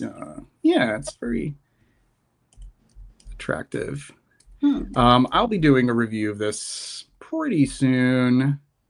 So this one was recommended to me by someone on one of the forums.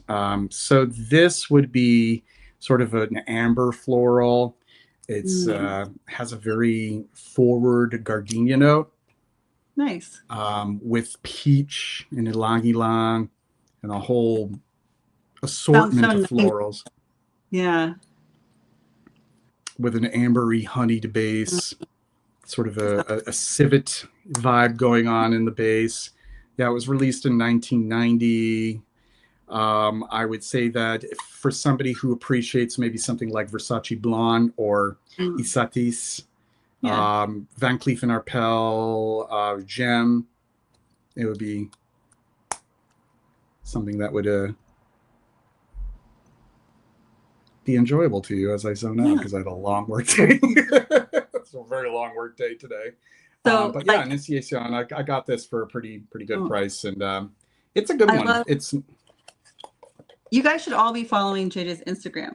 JJ is one of the people I follow for complete and total surprises, fragrances I have never heard of, just like this, right? Where I'm like, oh my God, that's so cool. And I learned so much. And like, I'll put up, little searches, to see if I can maybe grab a bottle sometime of just, really cool fragrances that, weren't super famous that are probably amazing that maybe I'll get to smell one day or grab one day. So you guys should all be checking out his Instagram, yeah, and sounds and like now Substack to like get these yeah. things on your radar. Oh yeah, yeah, yeah. And a lot of these are, they're not really in that hype machine right now. Like I don't know if I don't know if I'm going to change that. I don't know. I don't think I necessarily have that kind of impact, but maybe I do.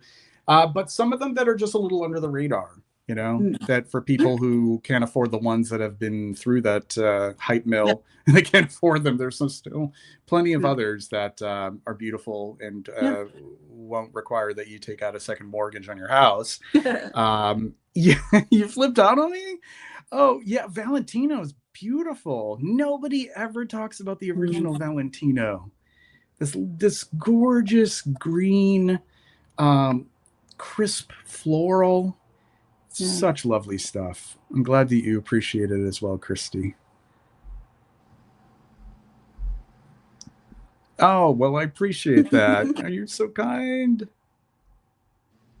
And Fernando, can I recommend a fragrance with the most realistic orange blossom and another one with petit coulin? Realistic orange blossom and another one with petit coulin. So realism, it really depends on how acquainted somebody is with smelling orange blossoms in the flesh, because they're very fleshy blossoms, right? Um, some of my favorites, and it's really subjective as to whether or not they're realistic. But there is a beautiful orange blossom in, of all things, a more recent release from Ditique called Eau de Sans. Oh The yeah. perfumer, he recently passed away, and I'm blanking on his name, but he was a very talented perfumer. Passed away suddenly and tragically. Very young perfumer, relatively young. And Eau de Sans is a very lovely orange blossom. There was another one from L'Artisan Parfumeur. I Mm. wouldn't say that it is like strictly orange blossom though, because there's a lot of interesting stuff going on, like olive leaves and beeswax. But from L'Artisan, oh God, I'm drawing a blank. This is a senior moment. This is so bad. I can actually grab the bottle. Can you entertain them for like Yes, literally yes, 20 absolutely, seconds? absolutely. All right. So one of my favorite orange blossom moments in a fragrance is a Maurice Roussel. It's a Faubourg Banquette by Hermes. It opens with this glorious orange blossom. And of course, again, that's one of those big, huge, multi-layered, fragrances, classic scent that has a distinct opening, mid, and dry down. But that opening, that orange blossom opening, is one of my favorite orange blossom moments in history. And then if I was going to recommend any brand that probably has just a really clean, naturalistic orange blossom, it would be what is the Italian? Oh, with the blue bottles shaped like this. The Italian, the Italian brand, like with it's like coastal. The whole thing is like we're on the coast and we're Oh my god, now I'm blanking. I should go get. I'll go get my bottle while you talk about yours. Sevilla Lobe. Sevilla Lobe has a lovely orange blossom accord. Um, that's what I was thinking of. And thank you so much, Olivia Pecheux. Yeah. Tulips, a perfume that smells like tulips. So the one, the l'entropiste from the l'entropiste, the Semence Douce. I personally think that it is a great tulip scent, but it also has like this latex. It's so interesting. So latex, like natural latex coming from like milkweed or like a rubber plant or something. Really cool stuff, but that has a really good tulip accord. Also, speaking of L'Artisan Parfumier, unfortunately, I think it's discontinued, but Traversée au Bosphore has a tulip accord in it as well. I need to catch up with some of this chat here. And then Salvador says, do you know tulips grow after being cut? Yes. Isn't that wild? And you say that there's also a skincare brand from Amsterdam whose products are based on upcycled tulips called Bloom Effects. Oh, wow, cool. that's very cool. All right, so what do you got for us here? I didn't find my bottle, but I found the brand Acqua di Parma. But like God, Acqua di Parma, yeah, but not their more recent releases. Maybe some from a few years ago, if you can find one. But like they have both. They have a pretty just straight up Petitgrain and a pretty straight up orange blossom. I can't remember the names of them because I don't think I ever bought a full bottle of either one. I just got samples, but I think they do pretty well. Just lots of just straight up citrus, fragrances. At least this is my memory from like 8-9 years ago. So I don't know if I can't remember the actual name of the fragrance, but they do a lot of kind of good citrus scents. And then there's the guy that was the perfumer at Hermes forever. What's his name? Jean-Claude Elna. Yes, he recently did a citrus. He did like 4 or 5 just beautiful citrus fragrances for. I'm gonna have to look it up too. I'm sorry, but he just like in the past 3 years did for a small independent artisanal brand. Did. Oh, I think I know what you're talking about. Is it the same one where he did a jasmine and husk? Yes. Or and it's that same house. Yeah. I was quite curious about that line, and it's an affordable line too. Yeah, and they're gorgeous, and it's just Petitgrain, and then it's just orange blossom, and then it's just he did just a neroli, and then but it was just this whole just citrus line that Jean-Claude Elena did for this. It was right after he left Hermes that he did it, right? Or just not, or pretty recently after. And it was like a small Italian, I think Italian, independent, like it's called Laboratorio Olfacto. It's French. I think it is French. Like that. I don't remember. But, oh, okay. So I know you're talking. So he's done a few different things then. So the Laboratorio Olfatto, Olfativo, actually. Yeah. That sounds right. That sounds right. They have some good stuff too. Yeah. So that's what I have to get a. So I have to recommend some good Petitgrain, and because I'm drawing a blank, I'm actually like looking at my spreadsheet of fragrances. It's so pathetic. But no, it's not. There's Fernando, 1,000 billion fragrances we've smelled in our lifetimes. How can we keep them all in our mind? It's crazy. Oh God, yeah. Especially when you have like a long work day and you had like 4 meetings and. Yeah. All right, let's see here. I'm going to pull through for you, though. We're going to get there. All right. So from what I have here, Riviera Verbena from Nicolai Parfumier Createur, I want to warn you about, because even though that has a lovely Petitgrain opening and Verbena, it dries down to a lot more Calone than I ever expected Patricia Nicolai to use. I wasn't too pleased with that particular one. There is a neroli, and remember, neroli is simply the essential oil that comes from the orange blossom, and then the Petitgrain is the essential oil from the leaves of the bitter orange tree. But the neroli from Castle Forbes has this gorgeous Petitgrain, which carries the neroli into the heart of the fragrance. So that would be a good recommendation to you. Cravache from Robert Piguet. Vintage or modern, has a great Petit Grain note in it. Friends Men by Moschino. It was discontinued some time ago, and it's a little iffy about finding a bottle that hasn't turned, but that has this gorgeous Petit Grain in it as well. Let's see. And then, Fernando, you might want to think about, if you really just want those pure, realistic Petit Grain, except maybe just get some essential oil. Maybe just buy some Petit Grain essential oil, or buy some, whatever you want, and just wear that on your pulse points. Yeah, you could dilute it. Just do like a patch test. Dilute it in like a carrier oil. If you want it to last longer, you could maybe put, I don't know, like a little bit of vetiver in it as well. Now we're kind of doing the whole like sort of like aromatherapy style perfume making with essential oils, which is always kind of like a fun thing too. But yeah, those are my recommendations for really nice Petit Grain. I mean, it does show up in different places. But for the much more forward Petit Grain, those would be my recommendations. And like with the Orange Blossom, I already mentioned the Eau de Sans. We have the Sevilla Lobe, this is also discontinued. I hate being the one to recommend things that are discontinued, and don't expect to, like, it just sucks that things just get so expensive when they're discontinued.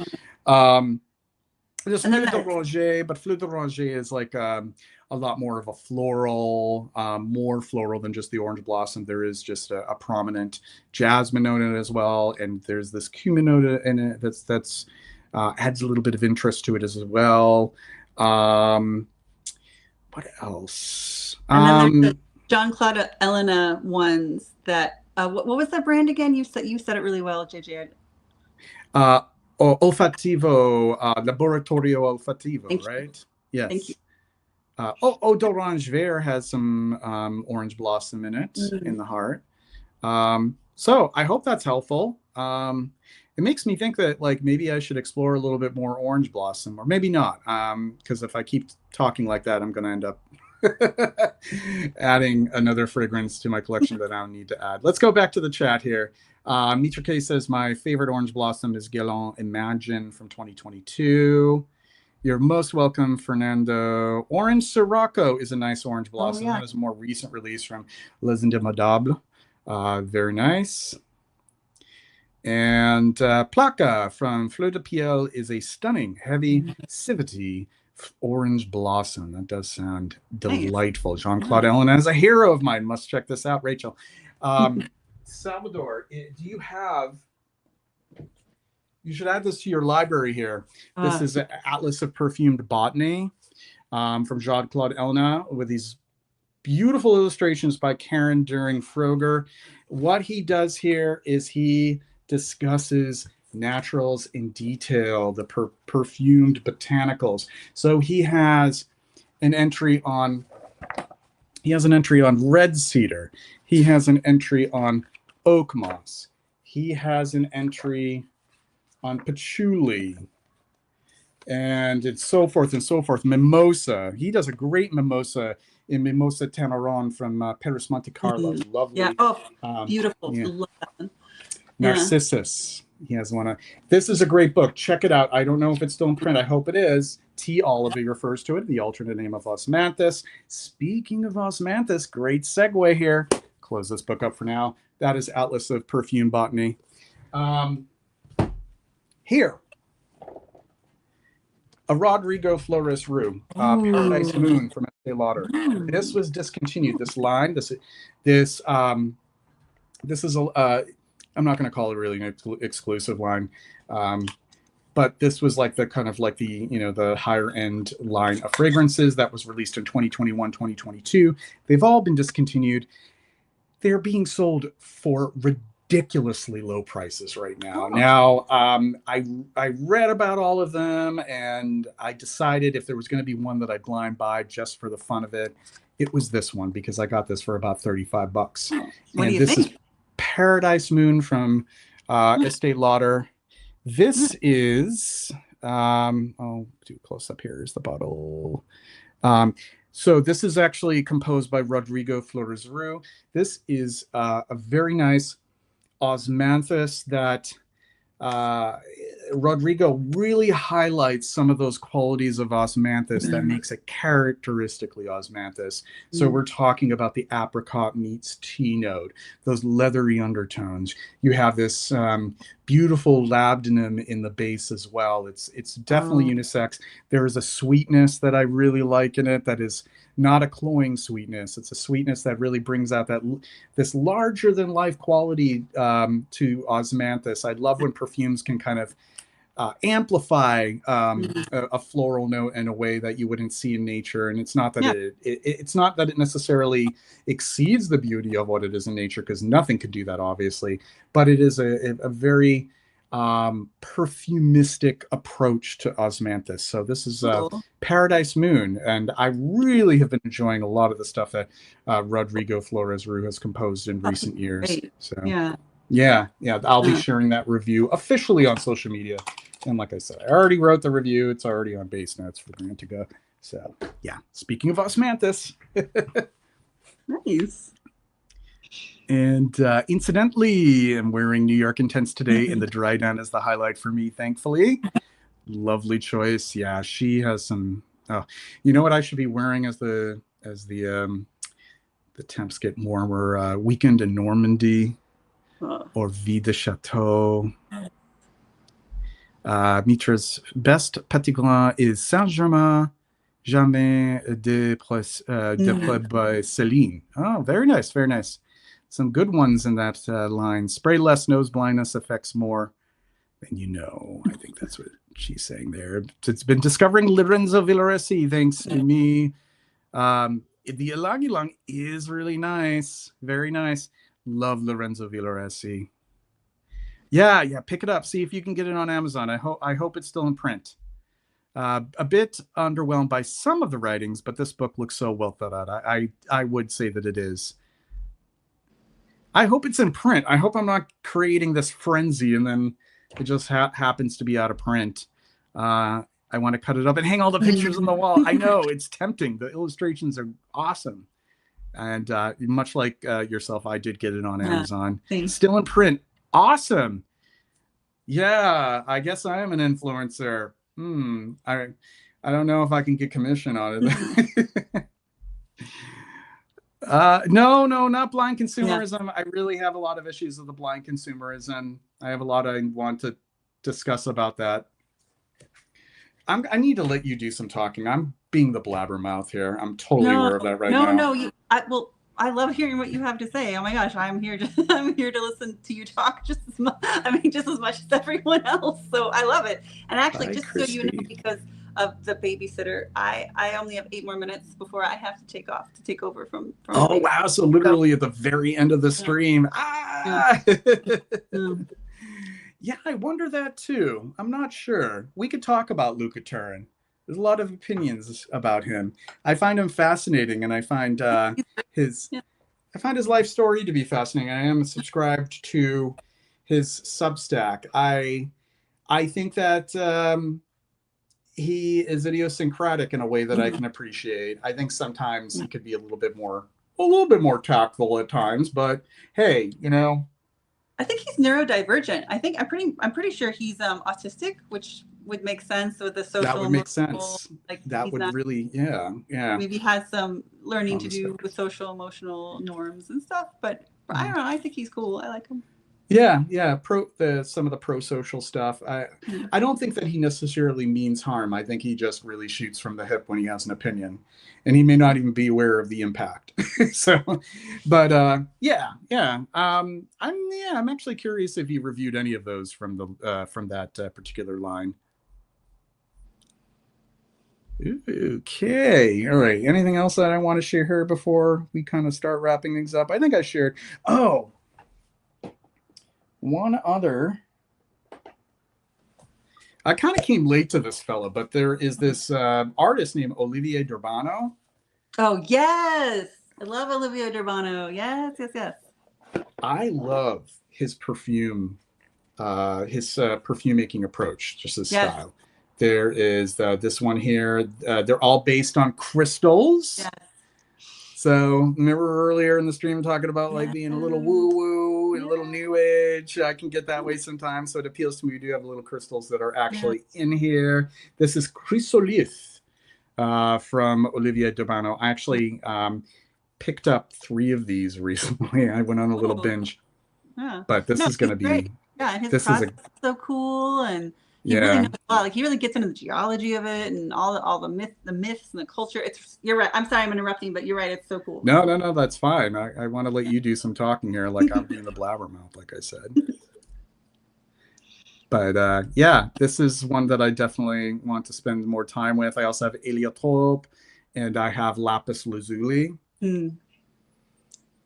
But yeah, I'm going to share more of my thoughts actually in great detail first on Substack. So, and once again, for those who aren't aware, down here, I want to share the Substack link. And that link is right here. Subscribe to my Substack. The link is in this comment here, jjcolborn.substack.com. Don't forget to hit the like. We are going to do one final like check. And we are still at 29. Let's try to get it. There goes the fireworks again. Let's try to get it to like 35 before we sign off. So if you haven't liked the stream, please do so. It is the easiest thing you can do to support this live stream, this content in general. Just hit the like button. It would be greatly, greatly appreciated. And we have Yusuf Asadanajad. You need to check out Isaac Selim's perfume. I'm not familiar with Isaac Selim. Can you tell us a little bit about him? I will also do a little search here myself, the Isaac Selim experience. And at the moment, according to Fragrantica, there is just one fragrance listed, and that is Jorai Tapo. Jorai Tapo with a very provocative bottle here. Very cool. So this is composed by Fabrice Olivieri, and it is a leather fragrance. And we have oud and gaiac wood and elemi and all that good stuff. And the one review says the smell of an expensive leather jacket combined with traces of kerosene and dries down to a beautiful incense. Intriguing. Cool. I like those. I like those. Very intriguing. The French designer. So the Isaac Selim is a French designer. Thank you for enlightening us to that. I will bookmark that. And my little sample asks, what makes a fragrance good to you?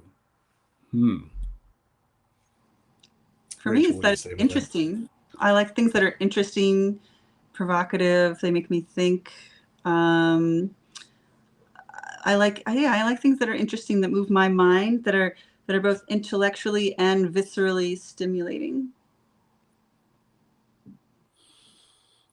I usually find a fragrance good when it can evoke certain memories for me. And this is good as far as good for me, not objectively good. So I want to make the distinction that something can be objectively well made, well composed, well executed, but not necessarily resonate with me to the point where I necessarily find it to be good for me. But something that is good for me is going to elicit deep memories that are deep in the recesses of my mind, that have innovative or classical, it could be classical or innovative allusions to nature. That's not to say that I don't like things that are willfully synthetic and explore man-made or synthetic smells, which can be interesting too. Because I really am connected with nature as well. So it does turn out some of my favorite fragrances, like Chypre-Mousse, for example, from Ulisse Legrand, or Mal Aimé from Marc-Antoine Corticchiato, Parfum de Pierre, the ones that highlight aspects of nature that are not necessarily always elevated in a fragrance. I find those to be really good. I don't know. This is a very long-winded answer. I mean, I don't want to give some of the typical answers like, oh, something with great materials and well blended, and like, like, It's a hard question. it's a tough question. It's one that kind of like is worth like sitting down and really think about it. But it gets us thinking about what we perceive as good fragrance. Absolutely. I think that covers pretty much like what I think is probably the fragrance that I think is the best kind of fragrance. I think of somebody like, Edmund Rudnitska, who explored the unconventional beauty of flowers and fruits and leaning into the precipice of decay and overripenness. That's and beautiful. The sensuality that can be sort of a mirror held up to humanity. That stuff is good to me. So that's one example. I know that we have to wrap up here. I know. So why don't I do this? We'll start to get things going here. I'll get the theme music going here. All right. Well, this has been wonderful, Rachel. Thank you so much. Let's do this again maybe sometime like mid to late July. We'll set up a date for the final of the 4 in this series, the quarterly series. And then after that, I'm just going to take you with me over to Substack and we'll start doing stuff over there. We'll figure, yeah. Sounds great. All right. We have just a couple more comments there. MLO860, thank you for tuning in and for leaving a comment. For me, evoking memories is important. Smelling the woods of New England or evergreens along the Maine coast. That there's nothing that is just something that that resonates with me, especially being from New England, for sure. Thank you very much. Really appreciate that, my little sample. I'm glad that you could tune in and share in the comments. And the next one is 10 top 10 panty droppers. Yeah, you know it every day. Thank you so much. And thank you, Fernando. Lovely to have you here. I want to thank some of the other people: Salvador, Pat Lester, Mitra, Christy, Karen. If I missed you, I apologize. Some of you may not even be here now, but I'm just looking back at the chat. Thank you, everybody who tuned into this live broadcast. For those of you who are just joining at the end, be sure to check out the playback. And for those of you who are watching the recording, don't forget to hit the like, and we will see you all very soon. Take care now. Bye. Bye.